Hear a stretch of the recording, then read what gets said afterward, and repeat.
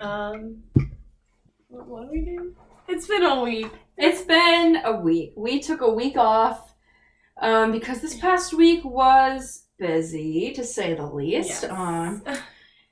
I have an executive position in one of the organizations that we're in, and I had to plan an event, and it went well, but it took a lot of time and a lot of energy, and Anna was busy this week too. 2 tests. Yeah, I was on a trip last weekend. I was traveling last Sunday since 7:30 in the morning to about 8 o'clock at night, and I was just pooped, and at the end of it, I still had to do homework because school is a thing. So, we are finally at a good point to start recording again. Yeah. So, yeah, we'll see how this goes. So, welcome back to And That's Why We Drink. I'm sure by now you know what this podcast is all about, but if you are just listening now, Anna will explain it to you. Did you? Oh my goodness. Hey, guys. You were just listening to that I was podcast. just listening to one of my favorite podcasts. It's called And That's Why We Drink. I'm not sure if we're allowed to say other podcasts. But I mean, plug them. if we are, I am plugging you guys. And That's Why We Drink is an amazing podcast. It is a true crime / paranormal podcast. They are really popular right now. They actually just came to Atlanta to do a live show. I was really sad that I missed out, but you guys should definitely listen to them. Along with us, you're great too. But now that I did my little brain fart, welcome back to Why So Theory-ous. If you are just listening in now, Anna will kind of explain to you what this podcast is about. It's kind of her brainchild. So we are a podcast that dives into different theories within fictional worlds and in the world around us. And today we are talking about Harry Potter. This is our last Harry Potter episode. It should be a doozy. We got some interesting theories. I mean, we've had interesting theories throughout this month, but these ones I think are going to be some of our most thought-provoking theories for sure. So without further ado, get ready to theory. All right, so do you want to kick us off with one of your theories, Anna? Yeah, sure. Okay, so I got this one from Tumblr because we all love Tumblr. I feel like that's kind of a dying rip platform. Honestly. And this is from the user Actually Clueless, which me I feel on a daily basis. Yeah. So this theory is that in the class, or in divination class in 3rd year, when wow. It's been a long day. Anna and I both just got back from dinner. We went to Mexican, great place in Dahlonega, Pueblos. We got some drinks, and we only just had one each. But we're lightweights, so yes. This might be struggle bus. Okay, let me start again. So in the divination class, 3rd year, when Professor Trelawney completely botches her prediction of, Harry, saying, your birthday is in midwinter, correct? Which, as we all know, baby born in July, late July, super wrong. Load of bull hockey, yes. Yeah. So the reason why people theorize that she got this wrong is because obviously a lot of people think Trelawney is a fraud, and we have discussed this in the past. Trelawney is not a fraud. She is, in fact, a seer. It just comes to her in different ways and not as obviously as for some other, seers.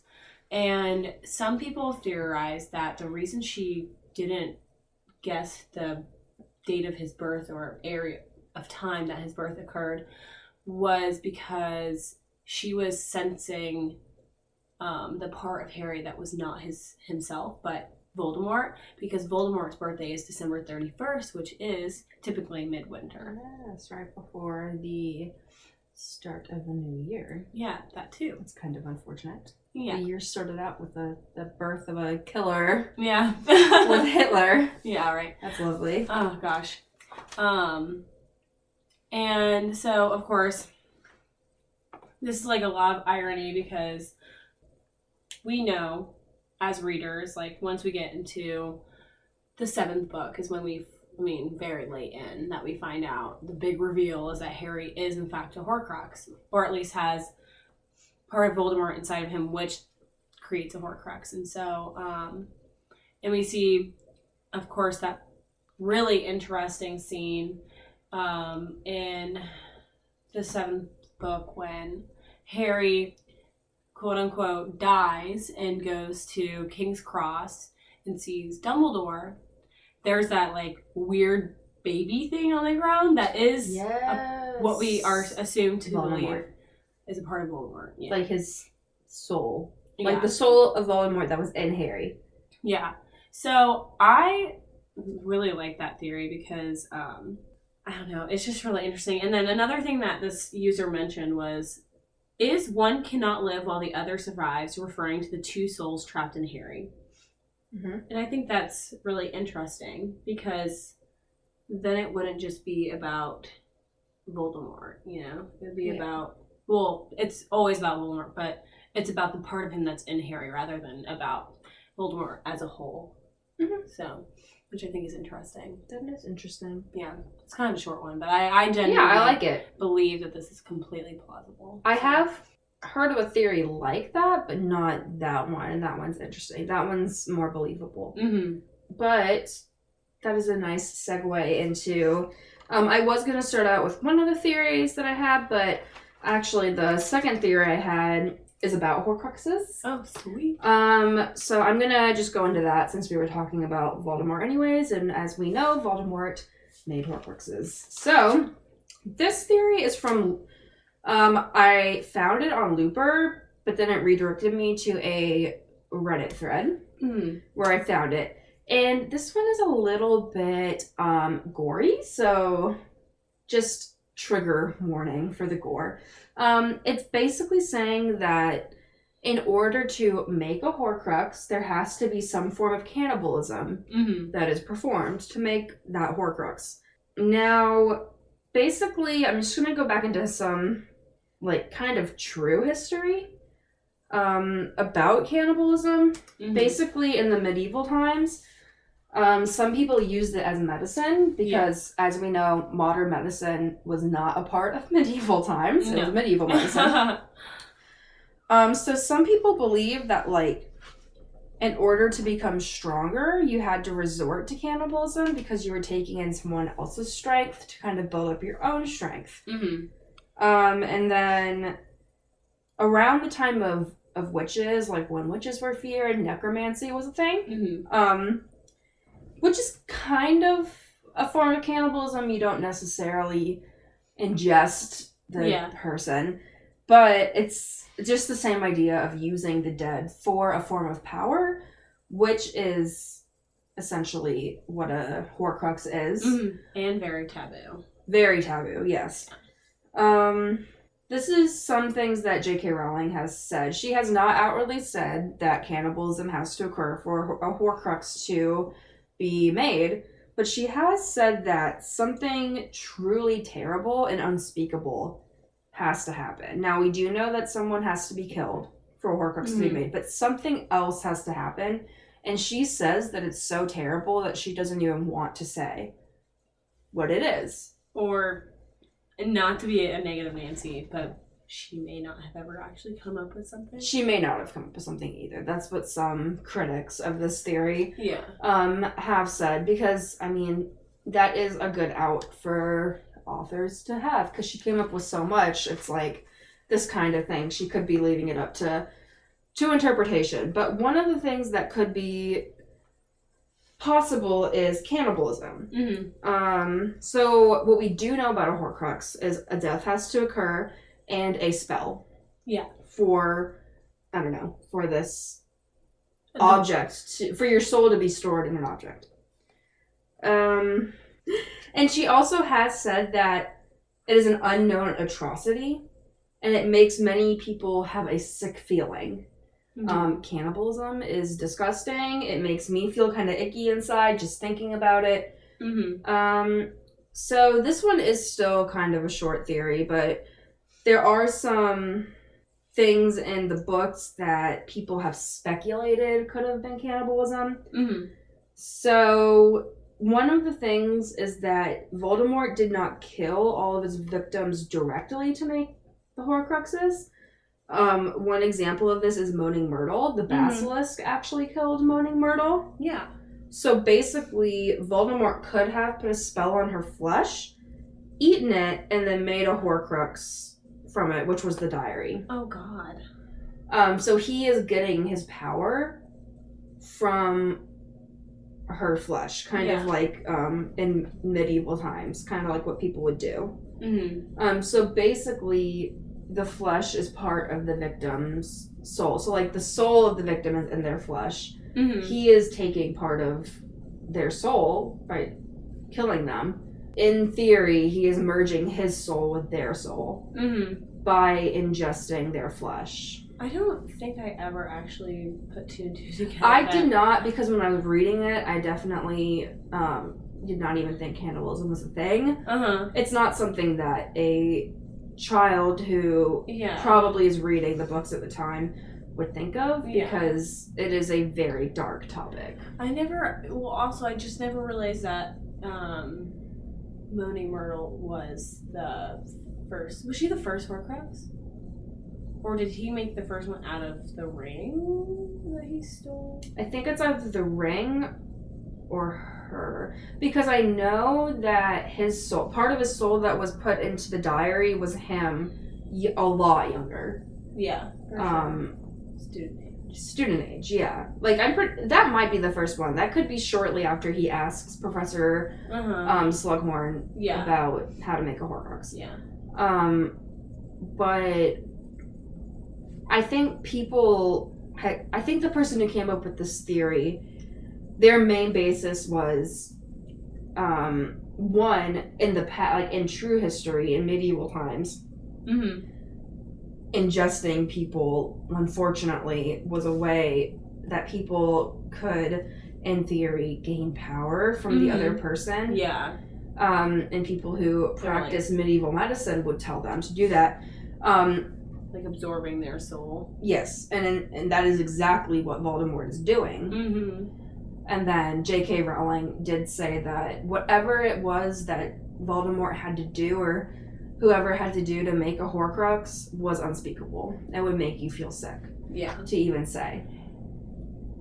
But critics could also say, she may not have came up exactly, to write it down, what she wanted that unspeakable act to be. It could be too graphic for a child to read. I mean, I think personally cannibalism is something that is too graphic for a child to read.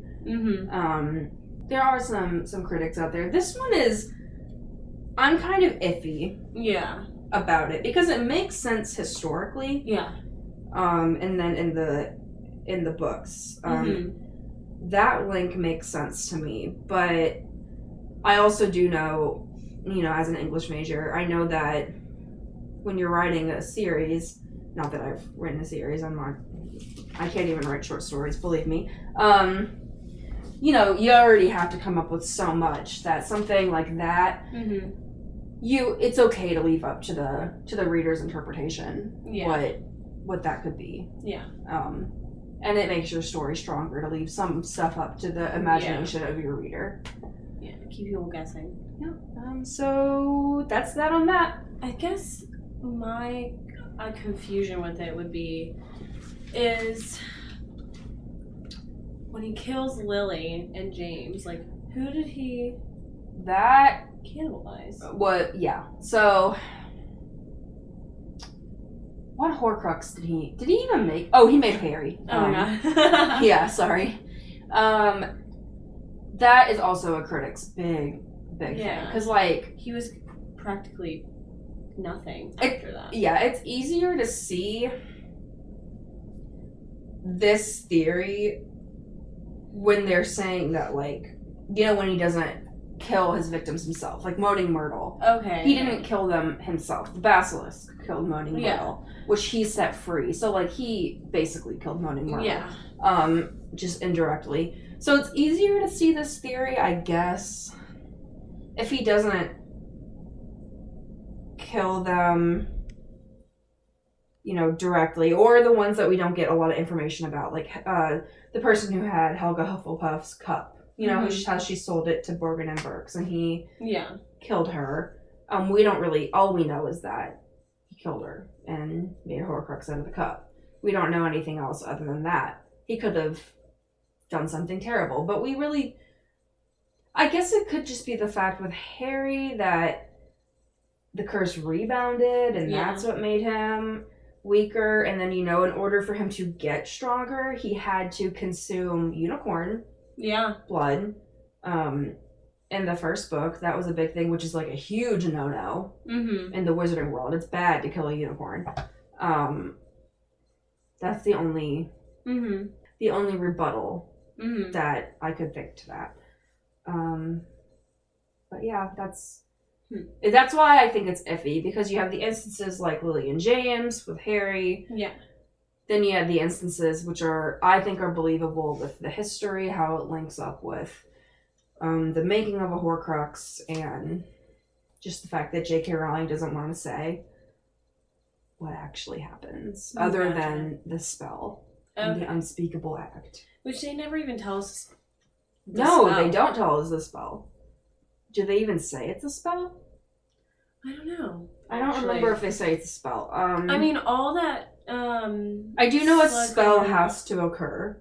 Yeah. We just don't know what spell that is. It could just be Avada Kedavra to kill them. You never know. Because all Slughorn said was, splitting the soul one time, and then is hard. And then he said 7 times. Like, that's unthinkable, because in his mind he's thinking of murder. Like, so I don't know. So Avada Kedavra could very easily be that spell that has to occur, which is a what do they call the unforgivable curse. That definitely could be considered, unforgivable, unspeakable, But yeah, so that's my theory, my first theory. So okay. What do you have for me, Anna? Okay. So a big thing in the movies, oh my gosh, whoa. A big thing in the books is that Voldemort and Harry share a core to the wand. Yes. So it's a phoenix tail feather, and they both have a whole feather in their wands, but it's from the same bird. Oh, I didn't know it was a whole feather. Yeah, it wasn't like just like one split. It was like the whole core thing. Is okay. Yeah. So this theory is that so Fawkes is confirmed to be the phoenix that gave those 2 feathers, and this is very rare. It is not often that a phoenix gives 2 feathers. And it's not even recorded anywhere that another phoenix has done that. And so it's very interesting, because this person speculates that it was purposeful, that, the wand, the wand chooses Voldemort. Yeah. Okay. And 70... I just hit this off of each other. Okay. So the wand chooses Voldemort. And then 70 some years later, because I forget how old he is, but he's some age. And then Harry goes to get his wand. Mm-hmm. So, of course, Dumbledore could have easily only had Fawkes give 1 feather, and it managed to choose Voldemort. Okay, Tom Riddle. Well, time passes, 70 years go by, Voldemort's a bitch and is trying to kill babies and killing innocent people. He's trying to kill babies and is already killing innocent people. So Dumbledore has Fawkes give another feather. and this is purposeful because he knew that after, so this is theorized that it's after everything happens where Voldemort kills Harry's parents. Okay. And he's probably already on the route of thinking, he's like thinking to himself that, you know, Voldemort's going to come back. And also, when he realizes that Harry is in fact like a Horcrux, which we don't actually know, I don't think, when that happens. Do we? No. All we know is a prophecy has been made. Yeah. So he knows that there is a kid. Yeah, he knows there's a kid, but I don't know if Dumbledore... We don't know when Dumbledore found out. It wasn't when... It wasn't when him and Snape were talking in the office, right? No, I feel like it's definitely sometime in the 6th book because that's when he... I mean, he's trying to get Harry to get the memories from Slughorn about the Horcruxes, and that's when he's finally figuring out that there are physical objects that contain parts of the soul. Yeah. Okay, so this is the first where this theory is kind of slowly a little bit unraveling in the episode as we talk about it. That's interesting. But so my thought was like, okay, Dumbledore in the back of his head was thinking, what if this boy has a part of Voldemort in him? Like, then if I were to have Fawkes give another feather, then that wand would for sure choose that young boy. It makes sense. Yeah. I mean, it depends on when the prophecy was made. Because, like, Dumbledore didn't know that... He may have known that, you know, Voldemort made one Horcrux, which could have been the child. Yeah. But he wouldn't know that Voldemort made 7. Which is why, you know, he kind of gave Harry the mission to find out information from Slughorn in the 6th book. Yeah. So yeah.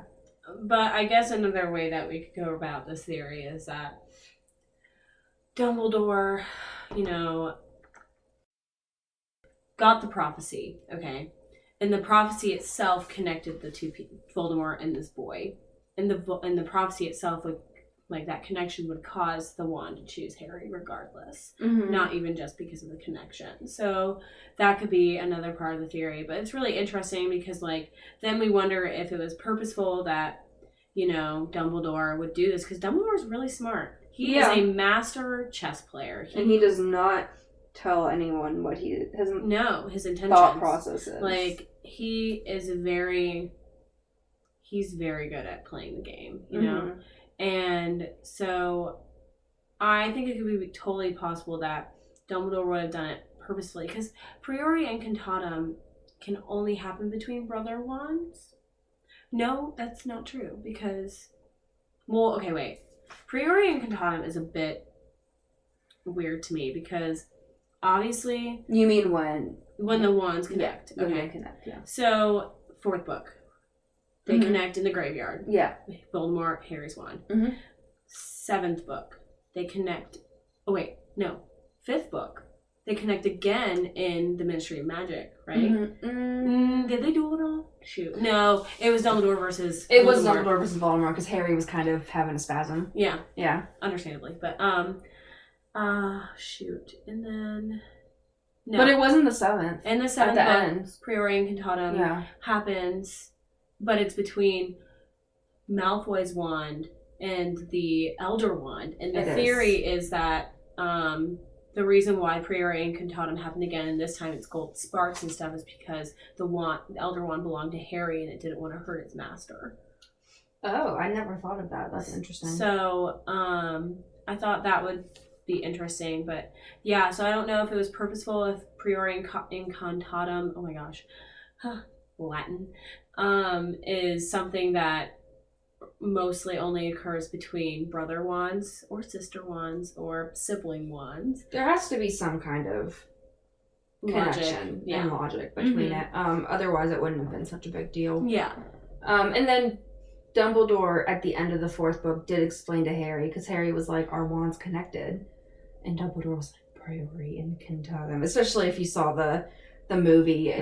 I mean, it's very dramatic. It's like Isn't that Priori and Cantata. Isn't that when Dumbledore like kind of gets up and he like walks around and then he turns around? You saw your mother that night, right? Yeah, or your parents. Like yeah. So it's definitely a connection. Whether it's the core, you never know. But it could be their souls. Yeah.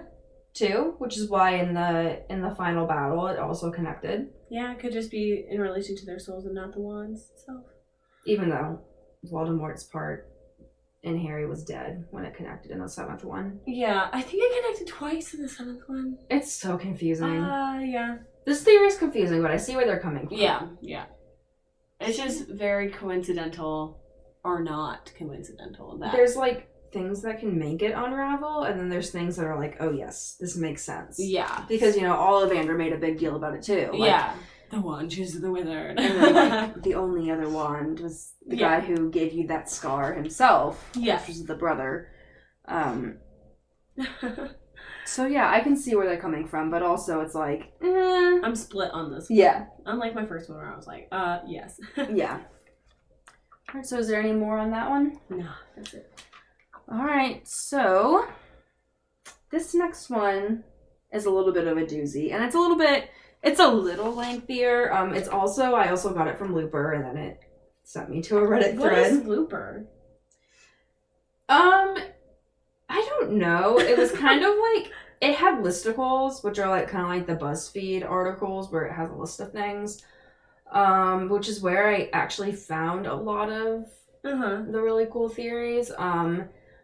So it explained it a little bit. Like, it explained the gist of the theory, and then I would have a link to wherever they got it from. It was usually a Reddit thread, because there's a whole Reddit page. I don't know what you call it. I don't do Reddit. Subreddit. Thread, yeah. Yeah, there's a whole subreddit that is about just fan theories, and there's a Harry Potter one. So that's from this. It is, a lot of people know about this one, but it is the supposed Muggle versus Wizard War. Okay. Long time ago, before the Ministry of Magic was even created. Probably like 1920? No, okay. No, the Ministry of Magic was a thing in the 20s. 1900, like 1910s, maybe? Oh, is it supposed to be around the same time as the First World War? I don't know. All I know is that it's before the Ministry of Magic was created. Okay. And I'll get to that in a minute. So, sorry. Middle Ages. I wrote this down. I wrote these notes about a week ago, so this is going to be interesting. But, yes, so it was around the Middle Ages, towards the end of the Middle Ages. Okay. And a lot of people might be wondering, like, if wizards had magic, how could the Muggles even stand a chance? Yeah. To these wizards. But, guns? It could be, well, guns weren't created in the Middle Ages. And I should know this, I'm a history major. And the Middle Ages would be about 1600s, right? No, that's Renaissance. Yeah, it was a long time before them. But basically, a lot of people think that magic is connected to nature. Okay. And basically, people are saying that the Muggles may have been able to find resources that could counteract the spells. Okay. In nature. I guess kind of like an alchemy type thing. Oh, that's pretty cool. So, like, they could have used metals to counteract the magic. Yes. Stuff like that. It's kind of like the theory of garlic and vampire type thing. Yeah, kind of like one of those. So, the theory is that the Muggles actually won. Oh. Which is weird, because I don't know how long Avada Kedavra, I almost said abracadabra.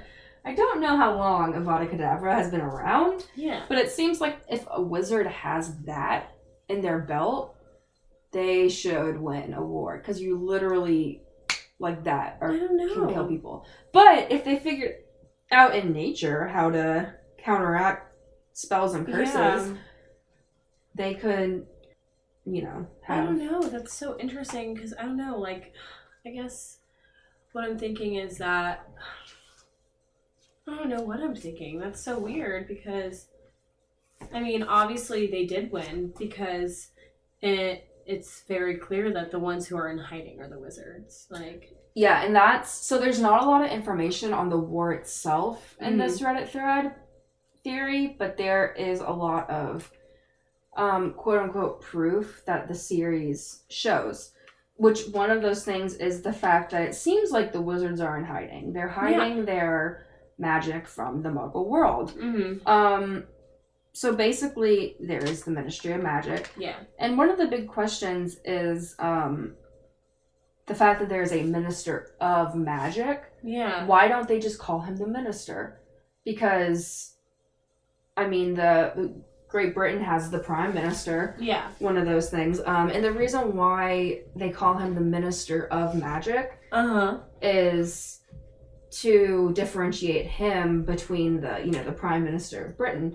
So one of the punishments, you could say, for losing this war was the formation of the Ministry of Magic, a governing body to control magic. Okay. And you see this in the fact that wizards have to register spells. They have to register their wands. A big thing is they have to register their animagi. Like, did I say that wrong? No, you're right. If you don't register your animagi, like, that's a big no. Like, Sirius is unregistered, and that's the reason why he's able to live in hiding for so long. And Rita. And then there's also a thing where there are also artifacts now that the wizards cannot reproduce anymore. A time turner. Oh, wow. Yeah, so... And they keep those all in one room. Oh my gosh. Yeah, they can't make those anymore. And we don't know why they can't. I mean, there are destructive things. Yeah, it just blows your mind. Wait, hold on, pause. Because first of all, there's theory that the Peveril, right? Yeah. Peveril brothers, they didn't meet death. Some people think that they were just very much talented wizards who were able to create the Elder Wand, who were able to create the invisibility cloak and the stone. Mm-hmm. And if they were around, because if I recall correctly, on Ignotus, that's the grave we see, I believe, in the 7th book. His grave year, I think they had the year, it was like 1200 or something, which would have been probably around the time that this horrible war happened. And if it was right before, like, it would make sense that him and his brothers were able to use magic to create these. And those things aren't being made anymore. I mean, yes, invisibility and quote unquote invisibility cloaks are being made. Yeah. But they're not permanent like Harry's is. They are temporary invisibility cloaks. Mm-hmm. Which are made out of the fur from a creature in Fantastic Beasts and Where to Find Them. Do you remember what the name of that creature is? Oh, it was in the second. Oh, he's so cute. The second, yeah, he's all fluffy and like. Just but awesome. Those ones are only temporary. Yeah. Like Harry's is kind of a one of a kind. Yeah. Thing. Which would make sense why they can't make powerful artifacts like that anymore. But yeah, time turners are one of those things, and they control them in the Ministry of Magic. Yeah. Like you have to basically apply to get one of them. Wow. Also, I don't know how this fits in, but they mentioned in the Reddit article that Muggle or wizards don't really know a lot about Muggle government. But it seems like the Ministry of Magic is set up a lot like Muggle government is. They have a Minister of Magic, which is equivalent to the Prime Minister. They have departments. Mm-hmm. They have things that you have to register for. Yeah. They have very strict rules. They have R's, which are the justice system, basically. Yeah. Another thing is when, who was it? Scrimgeour went to speak to, that was their big thing in the 4th book. Yes. So he went to go speak to the Prime Minister. Mm-hmm. That was the first chapter of the 4th book. Yeah. Hold on, let me check that. Actually, no, I'm pretty sure it's the 5th book because... No, it's the 4th one because he's talking about the, he is talking about the dragons. No, it's not. Yeah, it's not. Because it is the 5th book. Because what happens is, after the 4th is when, or it might have been the 6th. Oh no, the 6th book is when it's Snape, doing the Unbreakable Vow. Mm-hmm. So the 5th one is the one where Scrimgeour goes to speak with the Prime Minister. Yes. So I thought it was the fourth one because I do know that at some point they talk about the dragons. Okay. Abby's getting out her book if that wasn't obvious. Okay, this isn't it. It's the sixth book. Oh, it's the sixth book. Okay, because the reason why I'm pretty sure the Prime Minister or Scrimgeour even went to go speak to, or was it Fudge? Shoot. I don't know. Okay, the Minister of Magic, when they went to go speak to the Prime Minister... There we go. It's called the Other Minister. ...was informing the Prime Minister about the dangers of Voldemort. And I remember in the film, it was so crazy because they showed that bridge just getting completely destroyed. So it's Fudge. Okay. I am referencing the he's wearing first chapter. A lime green bowler hat. Yes, okay. So there is the painting in the Prime Minister's office. Yeah. The painting is in the US edition. It is on the chapter cover of The Other Minister. It's kind of like this man, old-timey man wearing a powdered wig. Okay. But basically the painting... This is a dirty oil painting. Frog-like little man wearing a long silver wig who is depicted in a small, dirty oil painting in the far corner of the room. Mm-hmm. So, probably one of those things that the minister doesn't really want to be there, but he kind of just sticks in the... Yeah. Off to the side because he has to. Mm-hmm. And it's... The painting starts speaking. So it's enchanted. Like all of the paintings in Hogwarts. And this... dirty oil painting with the small little man tells him that him and and Fudge need to meet urgently, and it's actually Fudge speaking, but it's the man in the powdered wig who is speaking. Yeah. But yeah, so I believe that they're just talking about so they're talking about the bridge, the Brockdale Bridge that Voldemort magic was used to destroy it, but a bunch of muggles were injured and killed in the process. And I thought it was the dragons that they met. I was way off base there. I feel like there was a part in the Goblet of Fire where they mentioned the Triwizard Tournament, though, and that they were going to be bringing in dragons. They just didn't have a scene outright. Mm-hmm. In the book. Because they had to move them. Yeah. What you're saying? Yeah. Huh. I don't know. Oh, maybe it was like another character said Fudge had to go through all of this stuff to speak with like the Muggle Prime Minister to inform them that there would be like dragons being transported, something like that, like a telling of a scene that we don't see. But another thing I'm wondering is, would you say that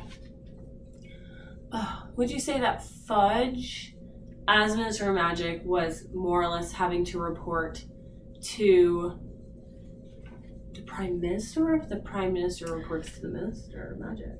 Yeah, it's confusing because the Prime Minister in this chapter is very confused. It's evident here when it says 3 years ago on a night very like tonight, the Prime Minister had been alone in his office when the portrait had once again announced the imminent arrival of Fudge. Basically, he's saying that Fudge told him about a prison, and he's saying, he had never heard of this prison, so it's Azkaban. He's talking about Sirius. He is. Yeah. Yeah, so when Sirius Black was rampant, there were a lot of weird, inexplainable things that happened in the Muggle world. But, if the Minister of Magic were to have to answer to Fudge, Fudge is the Minister of Magic. If the Minister of Magic were to have to answer to the Prime Minister of England, he should know what Azkaban is. Unless it got lost down the line.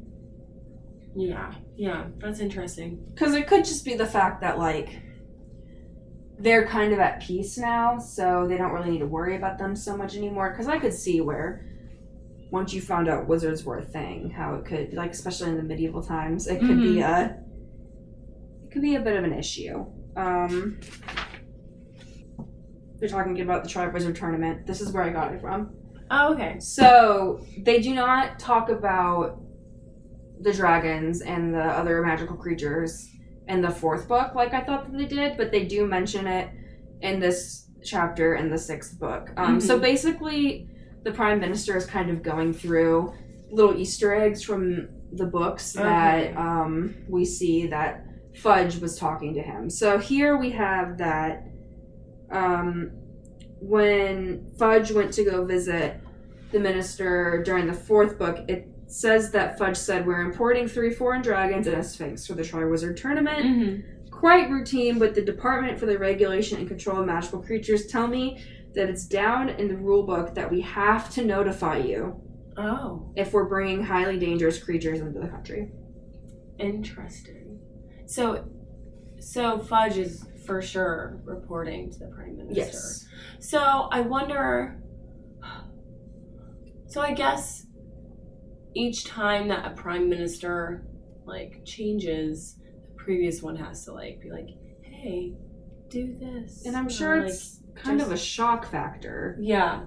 To be met by this man who could very easily, kill you with 2 words. Yeah. It kind of reminds me of the box with the number pad in City of Ember that was passed down to the president.